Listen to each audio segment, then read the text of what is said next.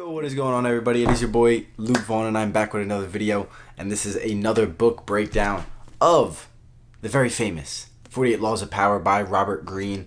If you enjoy this video, smash the like button, subscribe, check out my other videos. I got travel vlogs. My podcast link will be in the description. You can check out the video podcast. It's on Spotify, Apple. It's all over the place. Check that out. Check out my other videos. Check out my other book breakdowns. Let's get right into this because this is a very famous book. It's got a lot of hype on it. I know social media, likes to hype up the books. A lot of people like to talk about books on social media that I'm sure they never read. But it's okay. We're here to discuss them. And this is The 48 Laws of Power by Robert Greene. The rumor about this book is it is banned in jails, and it is one of the most read books in prisons as well. I guess the prisons that it's not banned in. I don't know how true that is, but that's like the narrative behind the story. And yes, it is a good book. I recommend it. It's a little thick. It's got a lot of pages, written relatively small, fine print. So you got a lot of reading to do. What are we looking at? Like about 450 pages. So quite a lot of reading. I enjoyed it. It was fun. Basically, the way this book is set up, it has 48 laws in the name, and it goes into each law one by one and breaks down what the law what he means by the law, and how the law played out in real life. And he really does take historical stories, and usually kind of like ancient historical stories from like BC times, late like 15th, 14th century, all these different like kings and queens.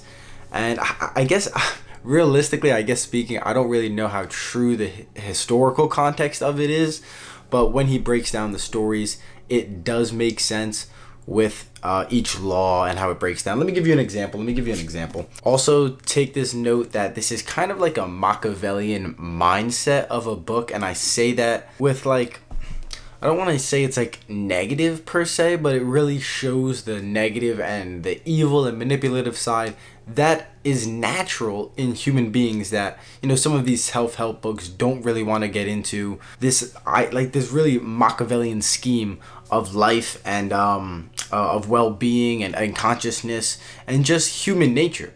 And he breaks it down very well, but again, take into consideration that it's the dark arts of the real world. So take that into consideration. There are some chapters when you're going to be reading this like, damn, I feel like kind of like a tyrant, or like a super evil dictator reading this book, trying to manipulate people and use this to seduce people. So it is kind of interesting, but yeah, plays with your head. And there really are some great takeaways that I do remind myself all the time. So number one, never outshine your master. Basically saying, the person in power of your life, whether that's like your boss or like the whatever it may be, right? And he does kind of go towards like government examples and kind of like kings and queens and the courtiers and a prince and this, that, and the third. So sometimes it's kind of difficult to throw yourself if you're like, I don't know, like a UPS worker, and you kind of have to like play yourself in this like life hierarchy, and you kind of have to use his advice and use like his examples in your own like small little like lifespan that you have. It's kind of interesting. So like, never outshine your master, right? Like, let's say you work at Amazon or UPS, and you have your manager and you have meetings and you're trying to work your way up.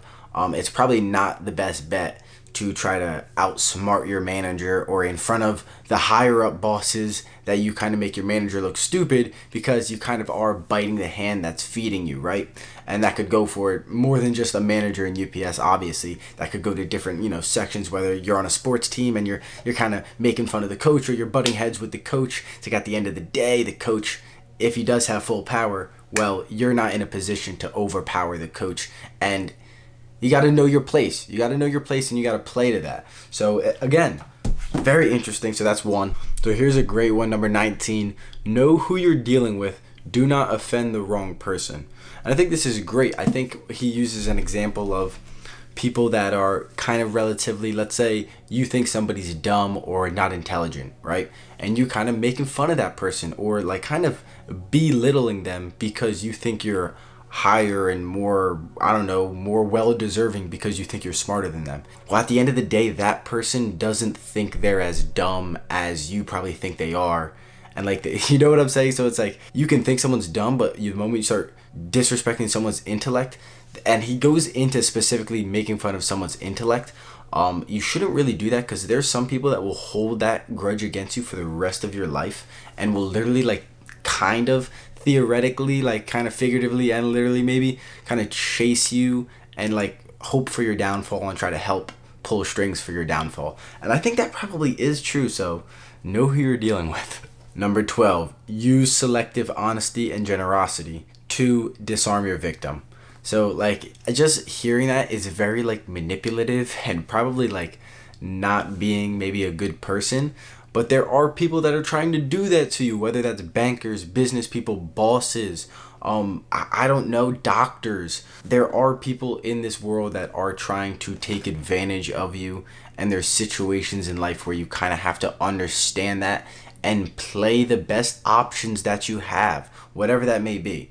So I really recommend, if anyone's thinking about pulling the trigger and reading and buying 48 Laws of Power by Robert Greene. You've heard a lot of things about it, like, oh my god, 48 Laws of Power, 48 Laws of Power, 48 Laws of Power. It's like, yeah, 48 Laws of Power, definitely read it. I recommend it. 48 Laws. There's one law, because like you can kind of weigh yourself, like, which law like really affects me, which one am I letting kind of control my life, and then you can, try your best to maybe judge your friends. You don't want to hate on people, but you do want to judge people and challenge your way of thinking. You can judge your friends, judge your parents, judge your people around you, judge your neighbors, judge your coworkers. It's like, that's really that law that he specified is something that I find that irks me about this person, and it's like, I know exactly why. It's like, like there's one law about being cheap, right? There about a queen. She was nitpicking with the designer trying to build a castle, and by the time the designer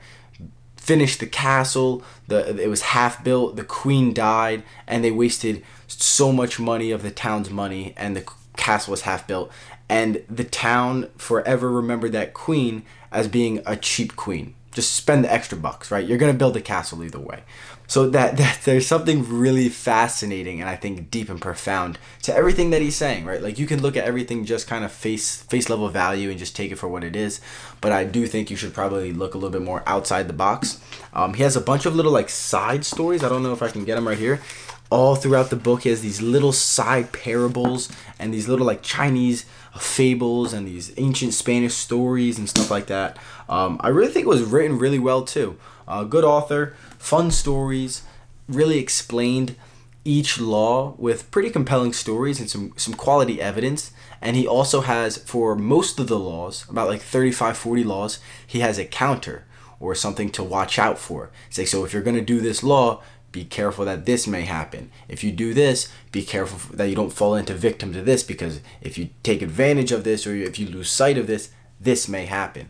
And I know I'm using a lot of like this, that, abstract words, but again, he's basically talking about kings and queens. There's no way I can really, literally apply that to my life, but figuratively, of course I can.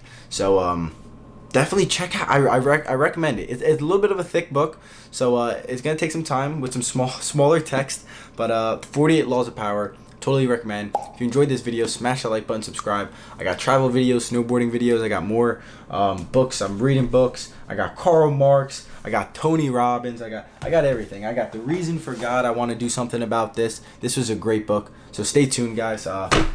Check out my podcast. Link in the description. It's your boy. I'm out. Deuces.